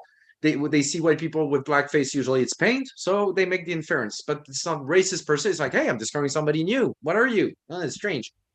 The problem is when you're 20-year-old and you're still doing that. But that's the same thing when I was a kid. This is a story that's not popular among progressives, but when I grew up in South Korea, 99.9999% were all Korean. We were really a minority because we were the rich people coming to, help them with their economy. When going to Seoul was a nightmare for me, going to the city, because all the Korean women of all ages would touch my face in the street constantly because I had this white, milky skin of a 4-year-old European child. And I remember some, grandmas doing this. Like, I didn't like it. It hurt sometimes. They would be, I didn't. And it was nonstop. So that's why I know how some people might feel when you touch their hair. Right. Enough. I'm not a pet. And I think that's what maybe the experience a lot of white people don't have. They've never been in the shoes of the foreigner. But what do you think the fear? What do you think the white fear of black people is? I think it's an animal thing. I think it's the racism, unfortunately, I think is natural in the sense that when a tiger is in the rainforest and sees another animal or another tiger with another skin, another, fur, they look at each other. They don't attack, even though the tiger, technically, we know could kill the cougar. Not the same color. But that's the animal brain. Tells you different color, not something I know, enemy, potential danger. It is horrendous to think that in 2020, we haven't been able to develop the brains of many millions of people to get beyond that level and get here to the cortex. We have this primal animals do that, dogs can growl to other dogs. They've never seen other animals, So I think it's a natural reflex. What's different from your environment, you think danger, potential. And look how animals, you have to do that and show you're not an enemy and it takes time. Well, I think that's normal between animals. It's nature, but between humans of the same kin, same species, and we're still doing that. We still have this brain activated of danger and paranoia. I mean, this is scary. We're not growing. We're not evolving. No, I mean, and I'm pretty sure, it's a French joke. That's really funny, actually. It's about the apartheid. So it's in South Africa during the apartheid, and the school bus drivers in the bus, and black kids are in the back, white kids are in the front, and black kids are not okay with that. So each time they're in the bus, they're fighting over who's going to go up front. So at one point, the school bus driver has had enough, stops the bus, says, "Okay, no more blacks, no more whites. We're all blue. We're all blue."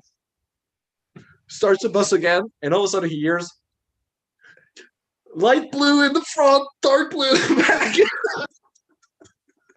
Which is that racism finds a way to always be around. And I think that this is a big mistake. Progressives, we thought we could eradicate diseases. we cannot eradicate racism, but we can manage it so that it doesn't destroy society and people. You know, like, yeah, have your KKK meeting in your home with your friendos. We don't care. The problem is when you are allowed to go outside and do that to other, the problem is our society used to be no Nazis around, and now it's like, hey, why not? And particularly when you get elected president of the United States. Mm-hmm. I know. That's the problem. And when I love, I'll tell you one more story, then I gotta run. There's a story in the other book about this guy. His name was Hugh Henry Hamilton, I think. 64 years old, South Florida man who committed suicide. He had said he was going to commit suicide if Obama was reelected, and he actually did. No, he had a depression. Was trying to find a way to make that sound like, no, come on, seriously. He left a note saying this was just too much. Now, I would say clearly he had some other shit going on. But I told the group last night, I said, well, I might kill myself. Is it natural selection at that point? No, technically, really thinking about it. If you can't take, I mean, it's like there's The Onion skit I have to send you. Maybe you already saw it. It's a guy who gets caught trying to assassinate Barack Obama. But not because he's black. And he got caught because he was so adamant about it's because he's a socialist pig, not because he's black, that he made a ton of videos to explain it. And when he was trying to kill Obama, they're like, okay, so he didn't use a firebomb because of the Obama bombing, okay, Birmingham bombing, okay. Didn't use, a rope because the lynching, yes. So he settled on crossbow with Malcolm X's speech on the arrow to prove a point, and that he was not racist. That he was not. And at one point, he goes to a militia, and they talk to the militia, and they're like, "Yeah, the guy came in and said Barack Obama's got a dark soul." We weren't comfortable with that. We said, "What do you mean?" He said, "No, that's not like that." It's a great sketch. Send it to me. All right, Rick. Yeah, let's go have some dinner. But go have some dinner, get some rest. Yeah. And I will see you next week reading our story together. I'm sending you the article. About the monkeys?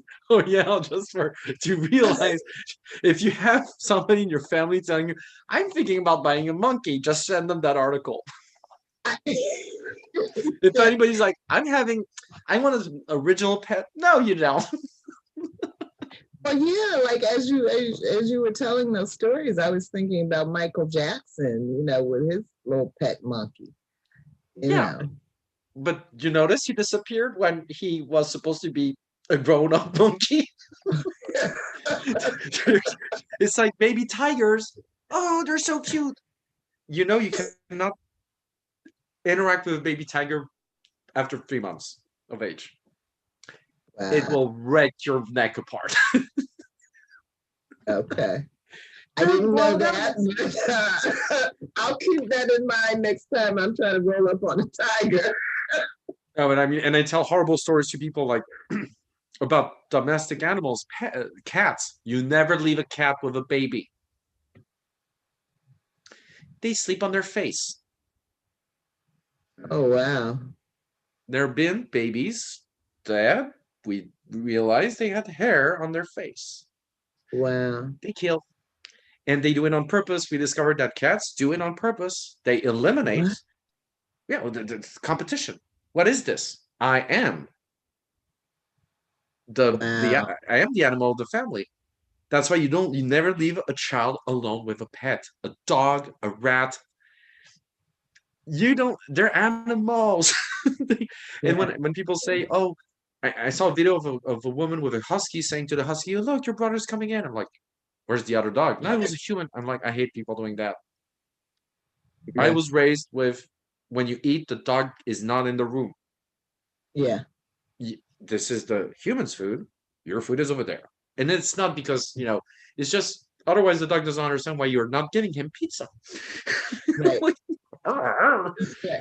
so, but people treat them like they're friendos. I don't know. It's I have horrible stories of I think, yeah, there's a family, they had a Doberman, and these are dangerous animals. They only have one master.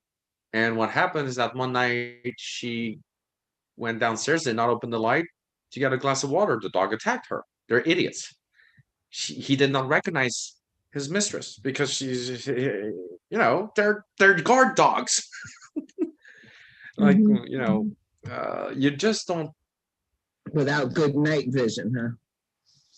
Oh no, and also they're dumb. I mean, I had a Great Dane, great animal, dumb, dangerously dumb. Like I was playing with friends when I was a kid. One day the dog nearly mauled the kid, thinking the kid was attacking me because we were playing with fake plastic swords. Like we're knights. Dog fought. So thank God my sister was around and put herself in the middle. But you can imagine a Great Dane was this size to us. So, but no, don't. I don't get people buying huskies, for example, in New York. They're supposed to be outdoors. I think people don't realize how dangerous nature is. That's all. And we could live Mhm. well. And I really, I believe in one thing: we should have areas that are prohibited to any human presence, except some scientists. Like huge areas, like rainforest. Like you get in as a tourist, you get 5 years jail. You're not allowed in the rainforest. Yeah. You know, because enough. Yeah, one of my nephews has I think 4 pit bulls, Oh, they're good pet. maybe more. Don't raise them Um to bite. That's all. yeah, I mean he says they're loving animals. They And he's are. got small children. They are. Oh yeah, no. The problem with pit bulls is that they know their strength and they know it really well. So they're the most delicate animals with babies. I wouldn't leave them alone, but I've seen pit bulls behave. They're calm animals, but when they are raised for combat, so you strike them, you make them bite. I don't remember how many metric tons is in their jaw. That's why they kill. Their jaw is one of the most powerful in the animal kingdom. Even Wow. tigers don't have this power. I think it's like super strong, like they won't go. So if you never buy a pit, if your pit bull bites, I'm not talking bites. You have blood. You need to take it down because, like in India, they don't like killing tigers, but if a tiger mauls a human being, they kill it. They hunt it down and kill it. It's tasted human being. It knows we're prey. It knows. Is that how it works? Once you get the taste, then Yeah. They and that's why in Thailand, and I'll send you the article too, and in India and in all regions where tigers still remain, when I was there, they gave us a mask to put on the back of your face to go in the rainforest. They will never attack you up front because they don't know you. What is this strange animal on 2 legs? Can it kill me? Can it hurt me? So they move around. If they see your back, that means you run away. That means you're a prey. It's the fly. You notice cats. People are like, my cat never obeys me. Do this to your cat. Look at him and go run away. The cat will follow you. You're prey. It's an instinct. They'll jump. And they wear masks and they notice 90% reduction in mauling of tigers since they applied this technique. wow. Because tigers like, what? It looks at me and it walks different. Oh, I'm not messing with that. It's got 2 faces. The tiger just goes away like what is. Mess with it either. No, it's fascinating. Animals are great, but we treat them like they're mini versions of us. And I think even I love, like, there's something dogs hate that people do. Hugs. The dogs are always like this when you hug them. They're not comfortable. They're like Every dog tries to go away, you notice, because that means they can run away anymore. They like, and also cats don't like being pet.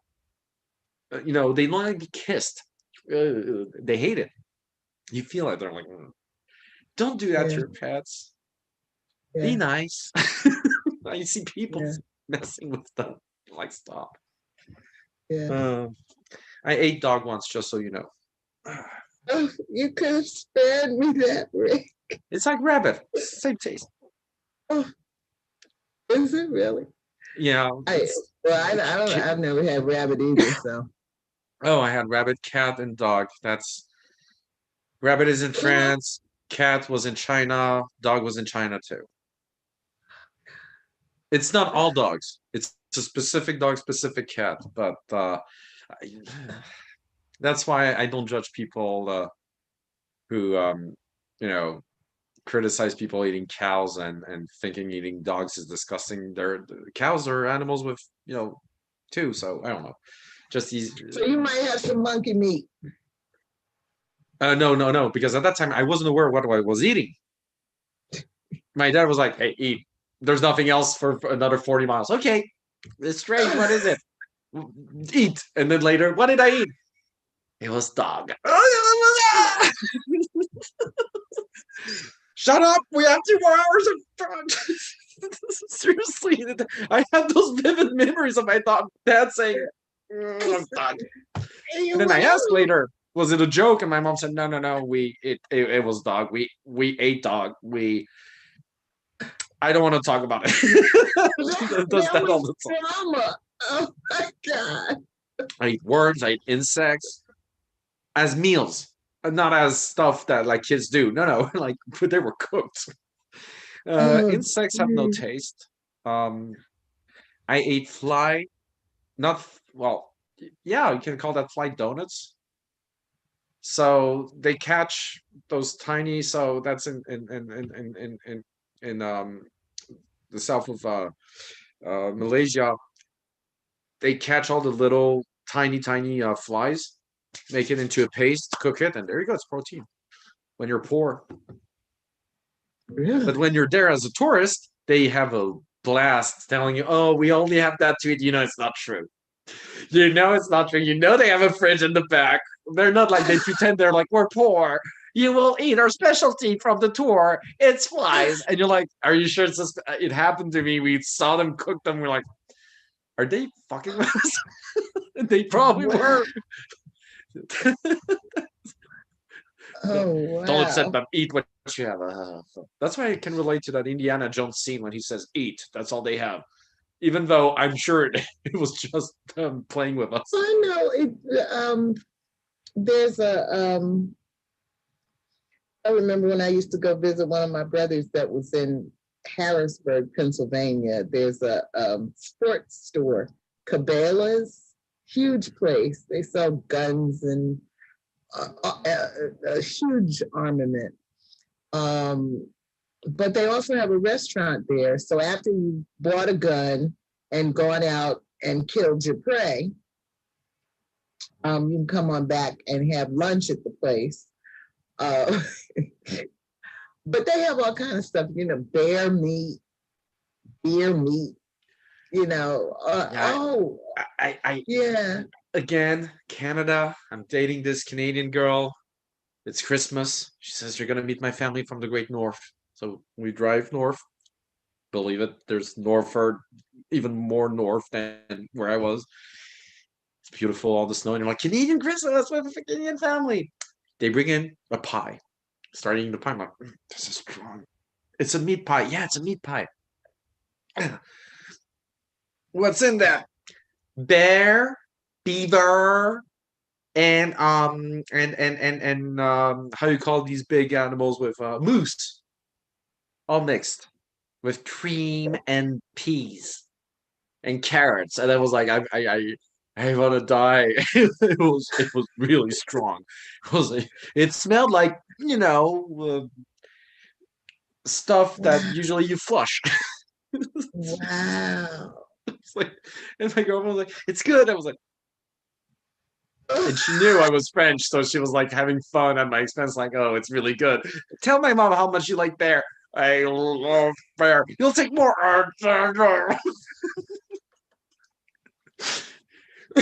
Thank God. No, I've had enough. The dessert was good. But that pie, that meat pie, made me want to kill myself.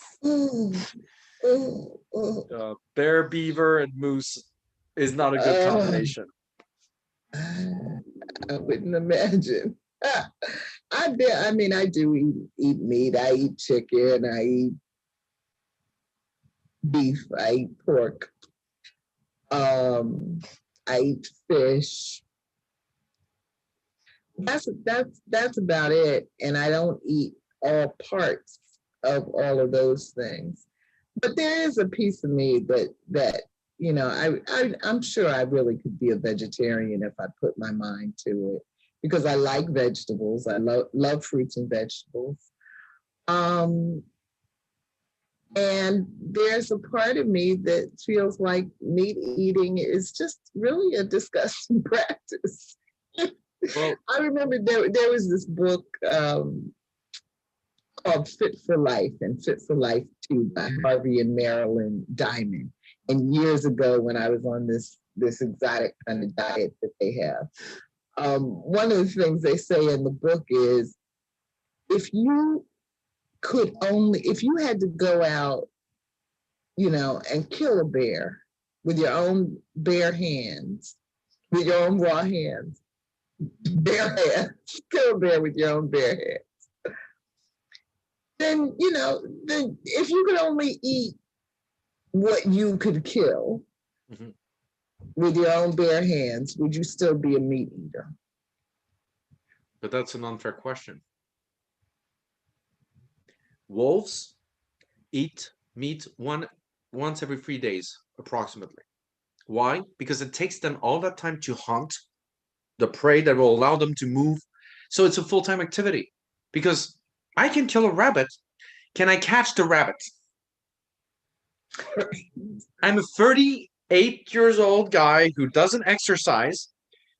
If I want to eat a rabbit and I need to catch it first, and a cow, with your bare hands, the cow's gonna laugh. Like, the cow's gonna move. The pig is gonna just run away yelling. You won't be able to. How do you kill animals with your bare hands? You beat them to death. It's very cruel. I got you, chicken. Now I'm gonna beat the shit. Right. And pretty soon you're looking up at the fruit on the tree saying, I think I have an apple. We need low-hanging fruit. We need to create comedy videos where we show those things like if they were really applied literally. Like, you gotta kill with your own hands the animal you eat. Guy going with boxing gloves to a cow. Boom, boom, boom. I'm gonna get you. And the cow, woo, woo. I mean, I would pay to see that, actually. Because here's the thing that would be funny. If the animal kills you, yeah, but here's the rule: if the animal kills you back, they get to eat you. Like the cow gets to eat you. Now I don't know if the cow will, so we'll grind you and put it with. Yeah. So we should create that reality TV show, and the contestants, they have to sign a waiver that may result in death. Oh, that was George Collins' idea to take one of the Dakotas, Wyoming, and put all the horrible people every year there and tell them, you can kill each other if you want. Well, just broadcast it. So he was like the KKK people, the religious nut, the rapist, and the murderers all in the same place. And you broadcast it and people will be okay with that. But,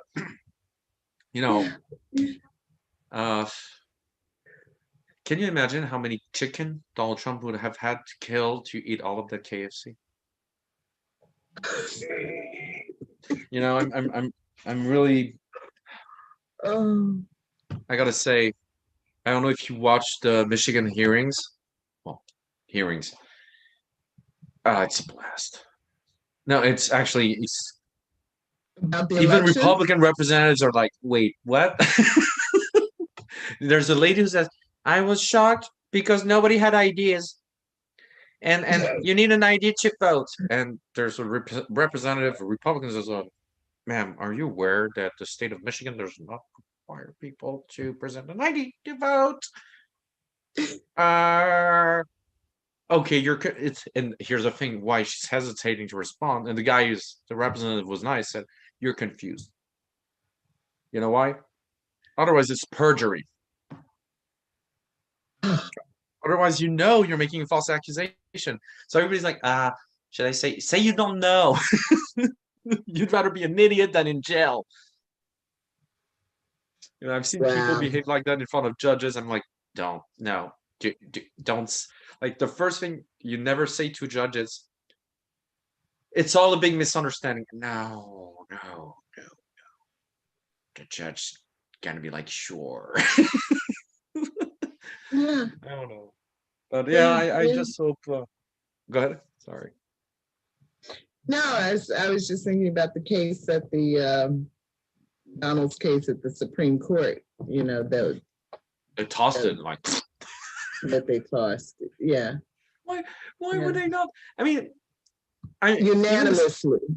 And of course, because here's the thing: the Supreme Court does not undo elections. People don't remember what happened in Florida in 2000. They said you stop recounting. It's the 8th time. No, we take the first count as the right one. They didn't intervene about who was the winner. They said that we got to stop because you're always asking for a new count. We're at 8-9 count. It's got to stop. So the Supreme Court did not make George Bush. It actually said, no, you can't count. And also they were right. The more you count, the more you tamper with the ballots. So the Supreme Court was like, no, we've tossed all the 7 recounts after that because we don't know if they're saved anymore. This is very different. This is, there's no evidence. It's just people don't understand that you count votes. I mean, in the past, elections weren't that close. Nobody thought it was a problem that major cable news channels were calling the election 2016. Nobody contested. Whatever. It changed all They've been doing it for a long time. Yeah, it depends on. But I always tell people it's not to them what's the real fraud, the steal, is that they took into account the vote of Democrats or of people who did not go to the polls. The mail-in ballots, yeah. It's unfair to them because, there's been a sketch on the internet that's pretty fun about a hockey game. There's so 2 people watching a hockey game, and there's a guy saying, well, the Canadian won against the Bruins. Nah, I'm not sure. Well, it's over. It's done. Now that depends. Maybe we need to recount. What do you mean? It's 4-2. Yeah, but I'm not sure. Some of these goals happen in the last. Like, if we only do the first quarter, we win. Yeah, but that's not how it wins. And shows how insane it is. And the joke was that Montreal won because of the mail-in goals. But that's the whole thing, is that they don't understand elections. And the worst part is that when you look at, nobody thought about that, but they talk about statistical models. They understand statistics. You use the same things for Trump's victory in 2016. You find the same so-called problems. They're not problems. Like there's a guy, I told you, he was like astonished that when he woke up in the morning, the count had changed. Yeah, it's called 1, 2, 3, 4, 5. Goes up. And the worst is that none of them seem to realize that Trump also got surges of ballots during those recounts. Yeah, that's why it's hard for me to believe they don't understand elections. I mean, no, they understand them, but for example, you and I shouldn't be voting. I'm French. Oh, sure, I was born here. But if I was a right-wing guy, they would love me. But I'm not a left-wing guy, but I don't vote for Trump. So they don't like me and I'm not legit to vote. They attacked all the cities where people voted, like in Georgia, because Georgia is a white Republican stronghold. Since when do black people in Georgia start voting? What the, you feel Right. they're angry at the fact that we didn't warn them that we were going to vote. Right. Right. And But again, that's not a new phenomena. So it just strikes me all as very disingenuous, and I'm ready. I'm ready for a new era. That's for sure. You know what? Anyway, let me Go go. ahead, yeah. All right. Take Have care. a good week. You too. Bye-bye. See you later. Bye.